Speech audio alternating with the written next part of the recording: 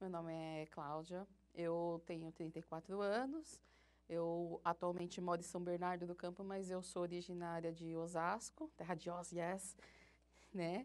E atualmente eu trabalho como química na Universidade Federal de São Paulo, mas nas horas vagas eu também trabalho como ilustradora e eu arrisco aí uma tatuagem, eu gosto de tatuar também. Bom, eu fui convidada pensando num tema de sexualidade, então vou tratar mais desse ponto, né? Existem várias definições do que é da sexualidade em si, né? Com vários grupos. Né? Eu me defino, assim, geralmente como uma pessoa pansexual. Que é uma pessoa pansexual? É a pessoa que tem atração sexual indiferente do gênero, tem atração por pessoas de qualquer gênero, né?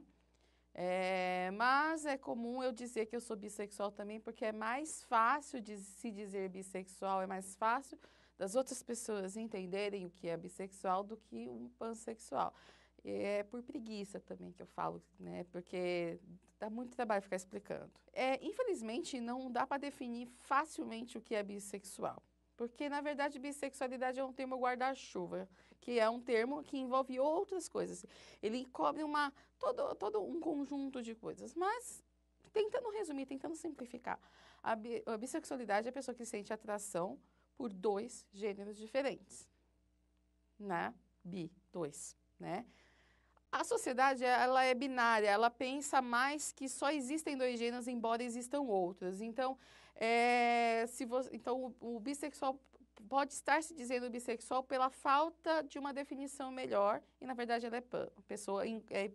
Existem, em certos limites, a bissexualidade e a pansexualidade, na verdade, são sinônimos. Mas em outros momentos, em outras situações, a pessoa que se diz bissexual pode estar querendo dizer que ela só se atrai por homem ou mulher, tanto homem quanto mulher. Mas isso pode levar a entender que essa pessoa tem um pensamento mais binário e está excluindo os outros gêneros que não homem e mulher. Por outro lado, há várias pessoas que são bissexuais, não excluem, incluem tudo e, na verdade, acaba sendo sinônimo de pansexualidade. Então, eu não sei o quão clara que eu fui, mas é um pouco confuso mesmo, porque não existe nenhum consenso realmente do que é a definição de bissexualidade dentro de grupos de pessoas que se dizem bissexuais. Não tem não tem muito. É por aí, mais ou menos, mas não chegam a alguma conclusão. É isso ou aquilo, não batem em martelo. Por isso que eu falo que bissexualidade também é um termo guarda-chuva, porque ele envolve toda uma discussão e não apenas uma definição simples. Como que eu descobri a minha sexualidade, né? Bom, eu acho que eu vou até contar a história de como eu descobri minha própria sexualidade, porque acho que essa descoberta, porque se espera que a pessoa seja heterossexual, se espera isso.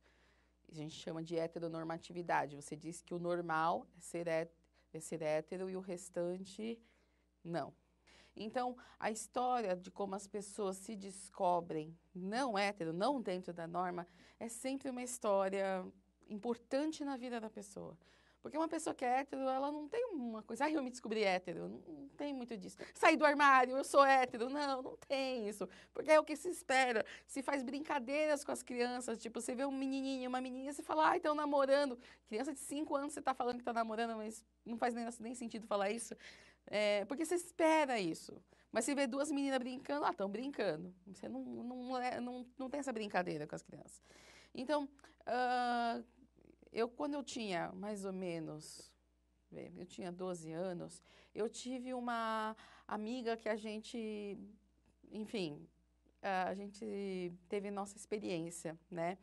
E assim, para mim foi uma experiência que foi muito intensa para mim, porque eu fiz coisas que eu nunca ia imaginar que isso existia. Eu não ia imaginar que duas meninas poderiam se pegar. Eu não sabia disso. E aquela situação era algo muito estranho, porque se você for ver, até mesmo na mídia, você vê muito mais relações do mesmo sexo com homens e muito pouco com mulheres. E mesmo o homem homossexual ele é muito caricato e a mulher homossexual é muito pouco retratada. Hoje melhorou um pouco, mas se você pensa, eu era criança, né, praticamente tinha 12 anos, vai mais de 20 anos atrás. E isso não era assim, a TV era outra. Então, para mim, aquilo era. E ninguém falou nada a respeito comigo. Meus pais, nada, não tinha esse papo sobre. Então, para mim, aquilo foi um choque também, porque tendo alguma coisa com uma menina foi eh, traumático até certo ponto, porque eu senti que eu estava fazendo algo errado, algo que eu não podia fazer, então eu fingi que nada aconteceu, não contei para ninguém, eu até apaguei na minha memória mesmo, assim, foi um pouco difícil, porque eu só me lembrei que isso aconteceu comigo, que eu tive uma relação com outra menina 5 anos depois, quando eu estava na faculdade, eu estava assistindo TV e eu vi um seriado de duas meninas, adolescentes que estavam se descobrindo lésbicas. E naquela época eu tinha um namorado, né? E eu estava vendo quando eu vi aquela cena, foi assim um choque para mim, porque eu me lembrei. Eu me lembrei de tudo que tinha acontecido e falei, nossa, mas eu passei por isso. Então, eu passei por uma situação de descoberta, né, que foi um momento uma crise, né? Porque eu estava com um relacionamento estável, né? Bastante tempo com um rapaz, e eu me lembrei que eu já tinha me relacionado com uma menina. E aí eu fiquei, e agora? Eu sou lésbica ou eu sou hétero? Eu não sabia. E eu fiquei nessa de, eu não sei, eu sou lésbica, eu sou hétero. Eu fiquei numa crise, foi horrível. E tentei expor essa crise para o meu namorado e para ele deve ter enxergado isso como uma ameaça. Então a gente brigava. Toda vez que eu tratava desse assunto, ele brigava comigo, a gente brigava, era ruim. Então, essa situação dessa crise de identidade sexual minha que eu estava, eu não tinha com quem conversar, eu não tinha o que fazer. E a coisa mais engraçada foi que nos primórdios da rede social do Orkut, antes de sequer ter Orkut em português, era tudo em inglês, quem me convidou foi meu irmão pro Orkut, não tinha ninguém lá, o brasileiro era a mínima quantidade, e aí eu nem lembro que ano que foi isso. E aí eu estava lá fazendo o meu perfil do Orkut. E uma das perguntas que o Orkut fazia no seu perfil era a sexualidade. E estava lá a opção bissexual. Quando eu li a palavra bissexual, que eu pensei, entendi. Aí que foi ridículo pensar, foi a rede social que me ajudou, mas foi isso mesmo. Eu vi o nome bissexual e vi que fazia todo sentido do mundo que existisse, então, pessoas que eu não precisava escolher ser lésbica ou ser hétero, eu não precisava. Eu era bissexual e foi assim que eu descobri que é o termo bissexualidade. O termo pansexualidade eu fui só entender muito tempo depois, na verdade faz poucos anos que eu realmente entendi o termo, quando eu entrei em contato com discussões sobre gênero, que aí você pensava que existiam mais gêneros do que homem e mulher, que eu entendi para que servia a palavra pansexual. Que é falar, ela está abrangendo uma coisa que o bissexual não abrange, foi isso que eu pensei. E aí pensei, eu tô mais pra pan mesmo. Não. Mas eu ainda uso o termo bissexual, porque é mais fácil. A representatividade é uma coisa complexa, porque os grandes grupos da LGBT, APK, bom, tem um monte de letrinhas, se você for ver, eu nem lembro todas, porque eu tenho que ver, porque são tantas letrinhas. E dentre elas tem bissexual, tem pansexual, tem tudo ali no meio, né? É, então, mas a grande maioria, talvez os termos não seja grande maioria, mas a maioria das pessoas dentro desse grupo ou são lésbicas ou são gays, né? São em maioria, eu acho. Essa é a percepção minha, tá? Eu não tenho dados estatísticos assim para falar, dados, né? Não tenho. É uma impressão que eu tenho. Então, a bissexualidade ela sofre uma invisibilidade. Porque as pessoas não esperam que a pessoa seja bissexual. Se espera que ou ela é lésbica ou ela é gay. Na verdade, se espera que ela é hétero, mas se não é hétero, ou ela é lésbica ou ela é gay. A pessoa é gay. Então, se não... a bissexualidade é vista que chama, que é a invisibilização da bissexualidade, né? Se você pegar um homem quando ele tem relações com mulheres e com homens, para a sociedade, no geral, ele é gay que finge que tá negando, assim, ou, tipo, ele é gay, não tem jeito. De vez em quando pegar a mulher não quer dizer nada, ele é gay, né? Se nega que ele é bissexual. Uma mulher que ela se relaciona tanto com homens quanto com mulheres é uma mulher hétero que tem umas aventuras, né? Você vê que mas para a pessoa ser bissexual você nem assim considera. Então, a questão de representatividade eu acho complicado, porque não tem tantos assim que se declaram e existe uma invisibilização dos bissexuais. E pansexual nem se fala, né? Uma invisibilização dos bissexuais, porque você tenta colocar o bissexual numa caixinha ou outra, ou é lésbica ou é gay, né? Ou é hétero, enfim, você tenta colocar nessas caixinhas e esquece que existe a caixinha bissexual. Então, é difícil de, de ter uma representatividade. E o pansexual, então, nem se fala, porque o termo é difícil de entender, as pessoas têm uma dificuldade demais de entender o que é a pansexualidade.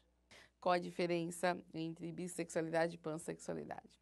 Se você for colocar de uma forma bem crua, bem simples, bissexual tem atração por pessoas de dois gêneros diferentes.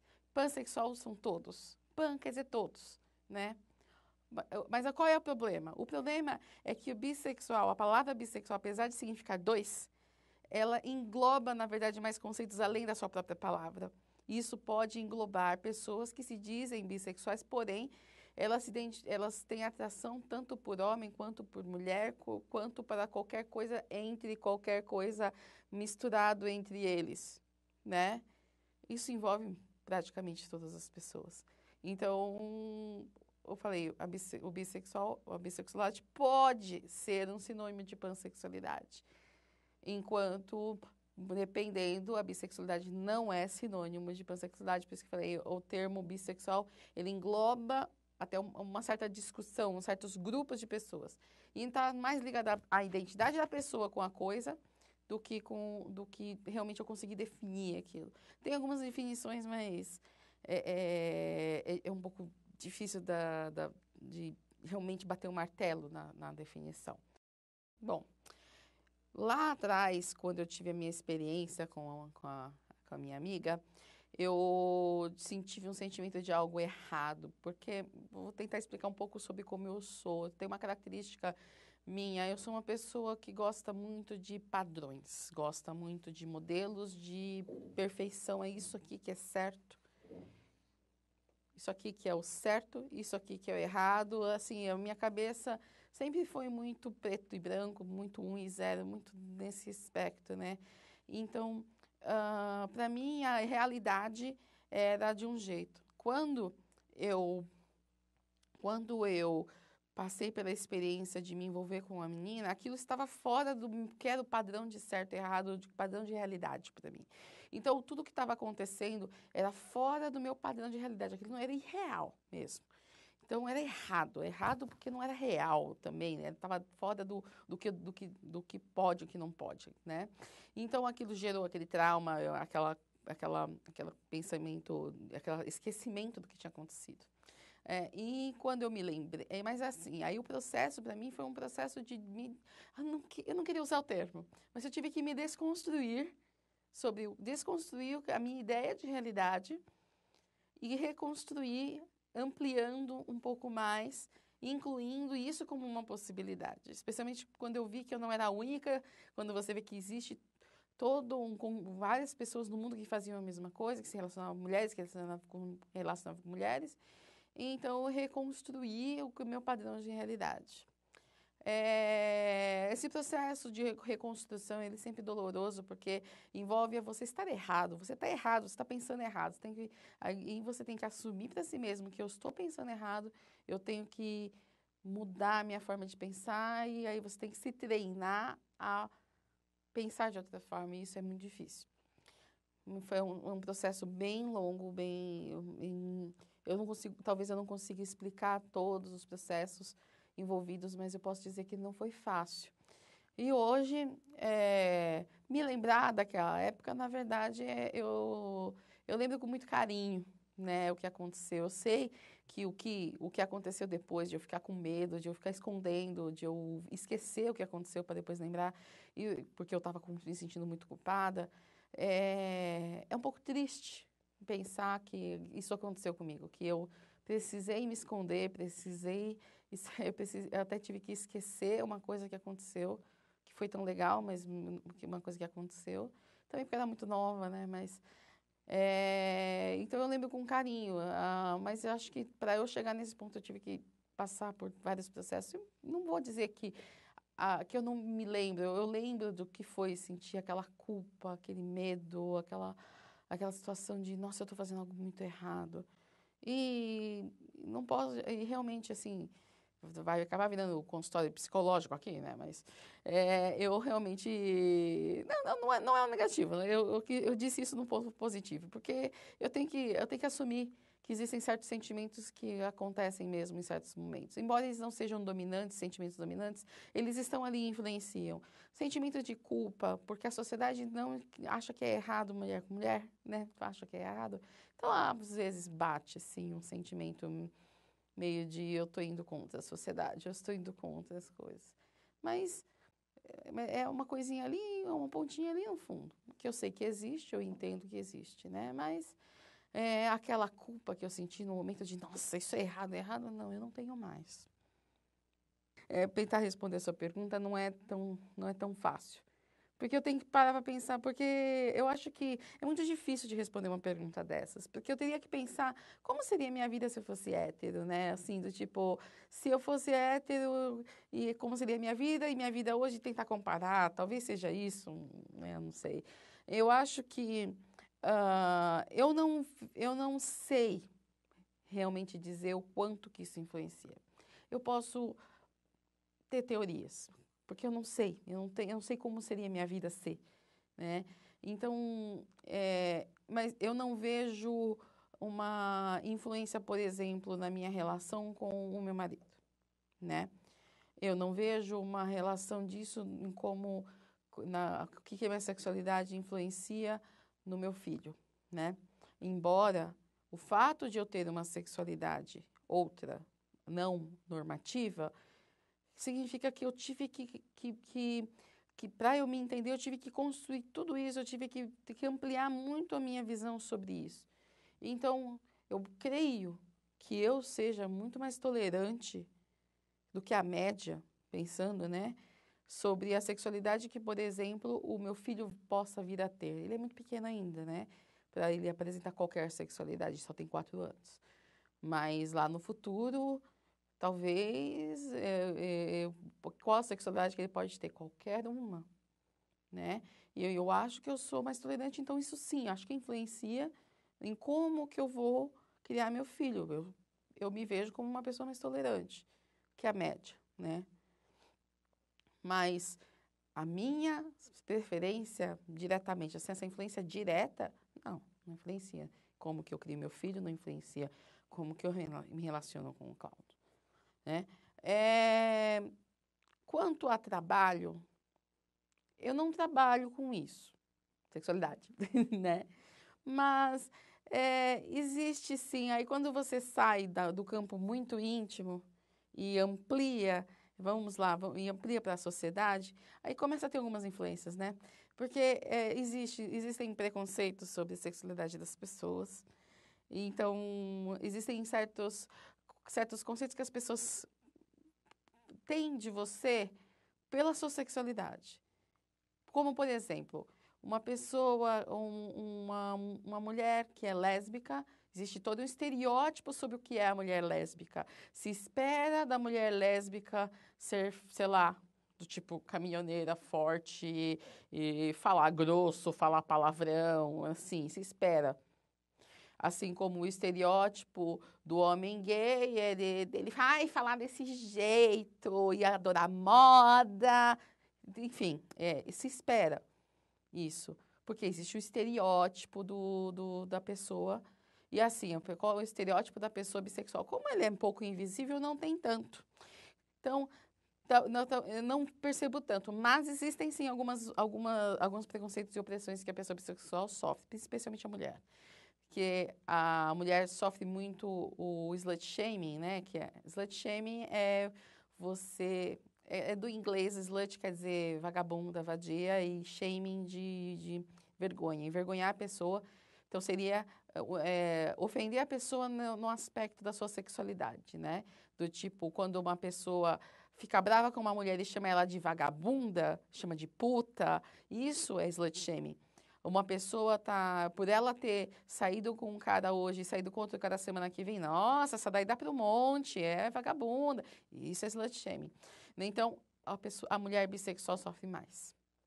Porque por ela ser bissexual, ela poder se relacionar com homens ou com mulheres, então ela é vagabunda, muito vagabunda, ela dá para qualquer um, seja homem, seja mulher, né? É o preconceito que ela sai. Então, isso é um estereótipo, né? Então, a pessoa pode, a pessoa, é lógico que você não consegue olhar para a cara de uma mulher e dizer que ela é bissexual, né? Na cabeça do imaginário das pessoas, ou ela é lésbica ou ela é hétero, né? Mas estou falando que a pessoa ter uma sexualidade diferente pode atrair esses certos estereótipos, né? Então, sim, influencia. A sexualidade da pessoa influencia no como que as outras pessoas reagem com você. Então, sim, influencia no como que a sociedade age com você, né? Você acha que eu não passei no trabalho por alguma coisa? Eu não sei, porque eu não sou outra pessoa, eu sou eu, né? Mas sim, existe uma influência, mas eu não sei mensurar quanto disso poderia influenciar. Eu não sinto no meu trabalho uma influência direta do tipo alguém nunca apontou o dedo da minha cara e me falou que era porque isso aquilo eu sou isso aquilo. Eu não me senti uma influência tão direta sobre da minha sexualidade no meu trabalho, mas eu não sei. Eu sei que onde eu trabalho é bem diverso, é até bem representado nessa questão. Então, creio que onde eu trabalho hoje não teve tanta influência, não. Quanto à família, olha, eu acho, mas é teoria, que tive pessoas, membros de família, que se afastaram de mim por conta disso. Também. Eu sou uma pessoa estranha, cheia de coisinhas, eu sou cheia de esquisitices. Essa é uma esquisitices, essa é uma delas. E sei que isso pode influenciar, sim. Eu tenho pessoas muito religiosas, eu tenho pessoas assim, então algumas não ficaram muito perto, não. Mas eu não sei dizer se é por isso.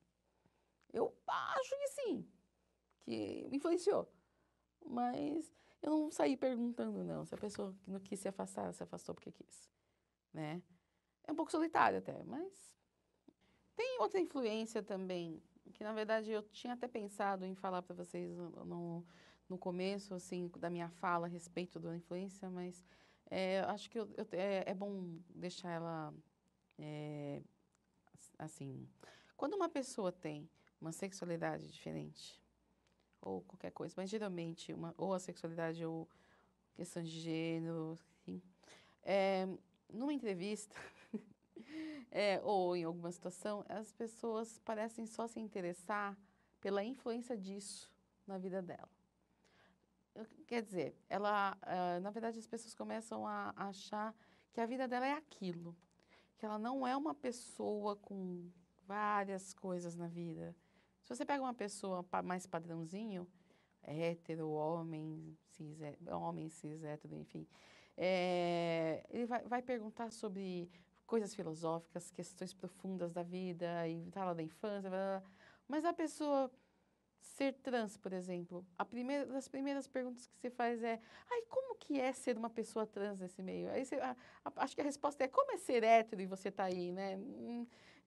Como é ser... Embora essa transposição foi ruim, porque ser trans e hétero não é oposto, tá? Desculpa, eu errei em falar isso, mas como é ser cis, né? Que é o oposto de trans, né? E ninguém pergunta isso, todo mundo pergunta, assim, como é ser bissexual? Ah, como é ser uma lésbica nesse meio? Sim, é. Mas então, existe essa influência que é você focar a identidade da pessoa nisso. Por isso ser uma coisa fora da normativa, as pessoas tendem a focar a identidade da pessoa naquilo. Tipo, é aquele gay ali, né? É o gay que trabalha ali. Mas você sempre diz que é o gay que trabalha ali, ou então, assim, você pensa na pessoa como é o gay que, mas não há, você já não tá, então você já está deixando de ver ele como uma pessoa, você está passando a ver um estereótipo de novo, você está vendo. Então, essa é uma influência que as pessoas, por sexualidades diferentes, sofrem, que é ter a sua identidade focada nesse aspecto. Eu tenho que dizer, eu não sou uma pessoa, eu não sou nenhuma pessoa monogâmica, se dizendo, né? A gente tem relacionamento aberto, então eu saio com outras pessoas. Quando eu saio com outras pessoas, existe, assim, uma influência gigantesca, porque a primeira coisa que um homem quer, é comum, ao sair com uma mulher bissexual, pansexual, enfim, é que ele quer um manager com duas meninas. Então, ele quer. Então, ele se atrai e já o assunto cai para isso, rapidamente. Tipo, como se eu fosse um imã para uma outra mulher para que ele cumpra a sua própria vontade. E é muito comum. Não é pouco comum, não é muito comum. Estamos numa sociedade em que rótulos são muito importantes, né? E cada rótulo representa praticamente um estereótipo. Então, você tem, se você pega, nós somos latinhas com um monte de rotulinhos, né? E alguns são maiores do que outros, são mais visíveis do que outros, mas então, todo mundo tem isso, todo mundo sofre isso, né? Mas, mais especificamente sobre sexualidade, existem muitos estereótipos do que as pessoas têm. Tanto que as pessoas acham que só de olhar para a cara dela, você sabe qual é a sexualidade dela. Eu não consigo olhar para você e falar, eu não acho que olhar para você eu posso dizer qual é a sua orientação sexual. Sei lá, eu não posso olhar para você e falar assim, acho que você é chegada, hein? Não, não vou, eu não sei. Eu não sei. Existem algumas pessoas que podem cair para o estereótipo e parecer, mas eu não posso dizer isso, eu não tenho como. Identidade é mais uma coisa que a pessoa tem sobre si mesma. Seria uma visão, a identidade dela é a visão que ela tem de si, né?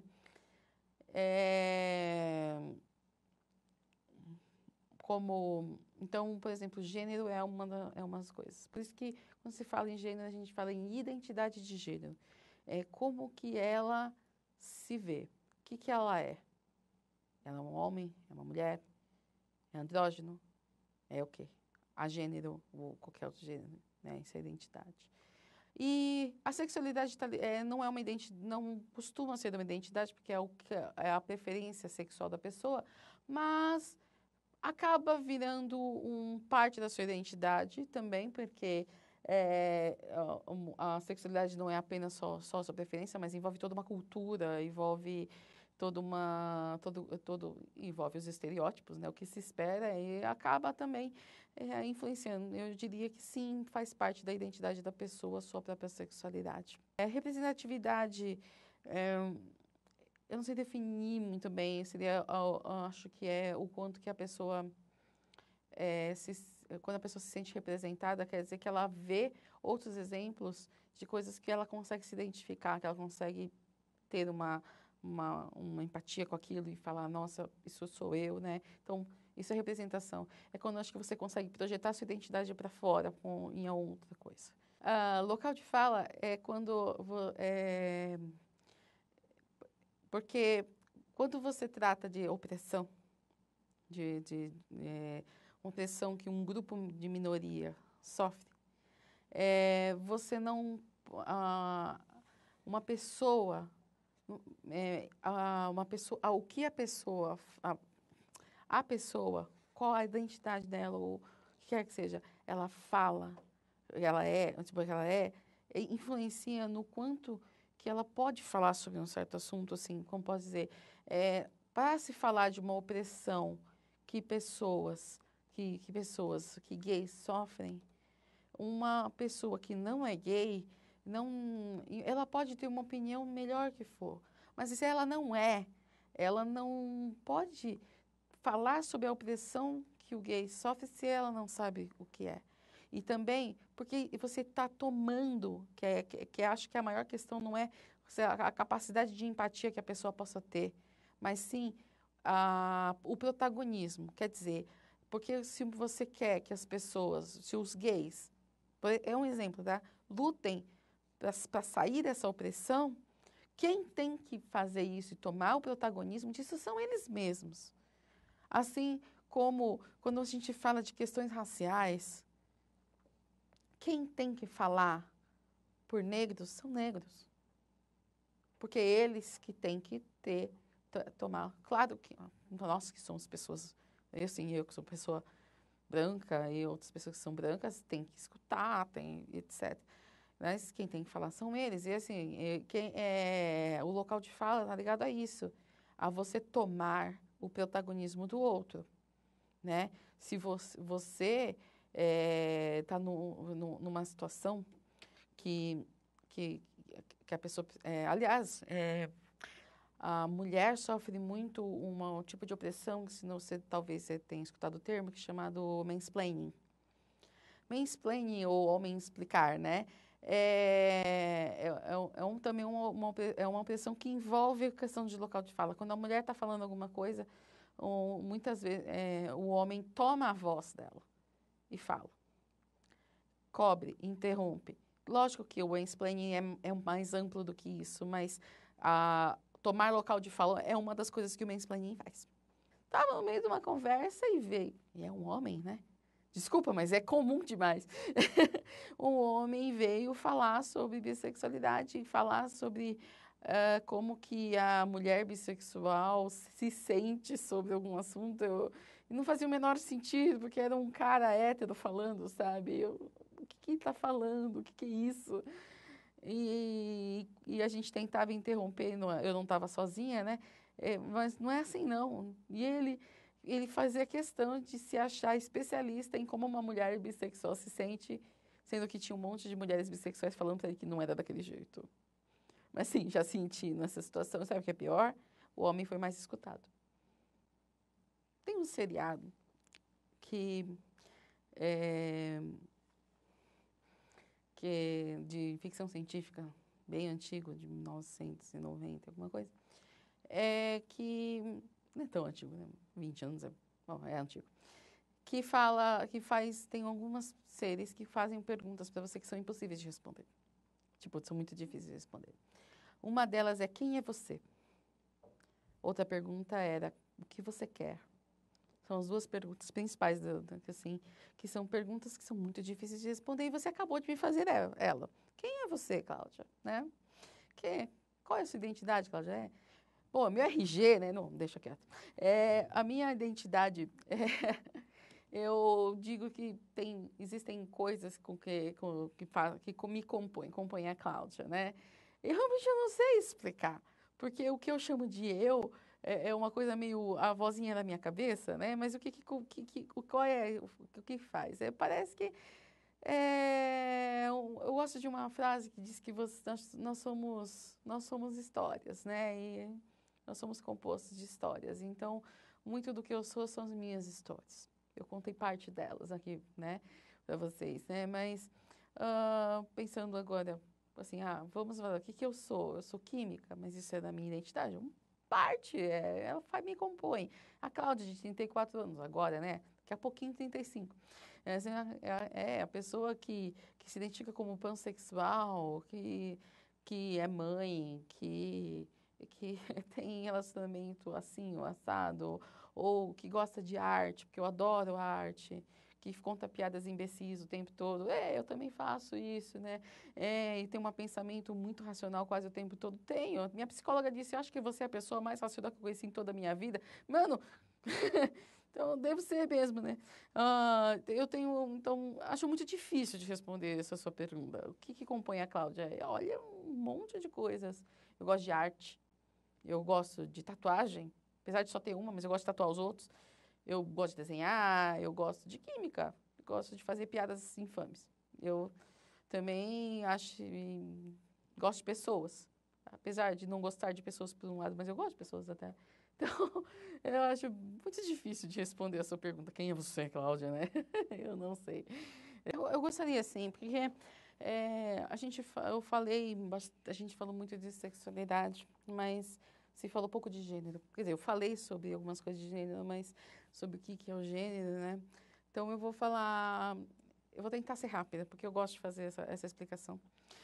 Foi até engraçado, porque eu escrevi isso na minha dissertação de mestrado e um professor falou, cara, eu quase perguntei para você, eu quase te perguntei na defesa uma dúvida que eu tive sobre os agradecimentos, porque eu fiz um agradecimento ali, né, que as pessoas não binárias, eu falei, pessoas trans não binárias, eu escrevi lá, e a pessoa, um dos membros da banca não sabia o que era aquilo, e ele falou, nossa, Cláudia, eu quase te perguntei na sua defesa, mas achei melhor te perguntar depois. Ele me perguntou, eu vou explicar o que eu expliquei para ele. Primeiro, quando uma criança nasce, geralmente, ela tem ou um pênis ou uma vagina. E aí você pega duas caixinhas, a caixinha homem, a caixinha mulher, e pega a criança, põe na caixinha homem e põe na caixinha mulher, né? Isso é uma coisa biológica, que é que é o genital da pessoa quando ela nasce. Só que, quando uma pessoa nasce, ela é colocada em caixinhas. Se espera. E você espera que o homem, aí você está colocando um gênero numa criança. Você está atribuindo um gênero. Então, a gente chama isso de gênero atribuído, né? E eu vou contar uma história razoavelmente assustadora. Sabia que cerca de 1% da população humana tem algum grau de intersexualidade, que é o que está entre o pênis e a vagina? 1%. Se temos 7 bilhões de pessoas no mundo, quantas pessoas dão? Pela minha conta, na minha cabeça, dá 70 milhões de pessoas. Isso é muita gente. Isso é muito mais do que tem no estado de São Paulo. Se você pensar nisso, e o que acontece com essas pessoas? Esse 1%, parece pouco, mas esse 1% de crianças que nascem com a genitália um pouquinho diferente, algum grau de intersexualidade, o que acontece com elas? Geralmente elas são colocadas em alguma caixinha. Vê qual que é a caixinha que se aproxima mais e coloca, né? Mas existe algum grau, né? Então, nem o sexo feminino e masculino está bem definido. Existe algo entre, e não são poucas pessoas, né? Que dirá gênero? Gênero é mais uma identidade, está ligada a costumes, está ligada ao modo de pensar, está ligada a um monte de coisas. E aí, você força uma criança, porque ela tem um pinto, ela vai para a caixinha do homem. Porque ela tem uma vagina, ela vai para a caixinha da mulher e você coloca isso. E você força essa situação, né? Não é a Simone, não sei pronunciar o sobrenome, Beauvoir, como é que é? Ela dizia que não se nasce mulher, torna-se, né? Parte disso é isso, porque você enfia ela dentro de uma caixinha e força a criança a ser de um jeito. Então, você não nasce assim, você é criada assim, né? Então, e essas pessoas que se identificam, falam, não, realmente, eu fui colocada na caixinha de mulher, então eu sou mulher, então você é uma pessoa que se identifica. Então, você é cis. Se você, cis, lembra que você que é química também, cis trans, mas é por isso mesmo, cis do mesmo lado, cis do outro lado. E a pessoa que não se identifica, tá ali, ela foi colocada na caixinha homem, mas pensa, eu sou uma mulher, então ela é trans, a pessoa é trans. Então, assim, e tem pessoas que se identificam com homem ou com mulher, ou sendo cis ou trans, e tem aquelas pessoas que não estão nenhuma na caixinha de um de outro, que são as duas caixas, porque essas caixinhas eu chamo de binário, que é 2, né? Binário. Zeros e um, sim ou não? Então, isso é o binário de gênero. mas existem pessoas que saem do binário de gênero, essas são as pessoas trans não binárias, que não saem do binário. Então, eu gostaria de dizer sobre isso, porque eu sou uma pessoa que me considero trans não binária. Eu não falo muito a respeito, mas eu não me identifico nem como homem, nem como mulher. Apesar de eu falar o tempo todo mulher, é porque eu estou mais para isso, porque eu sou vista como, mas... O que mais eu poderia dizer? Bom, falei sobre gênero, eu queria falar.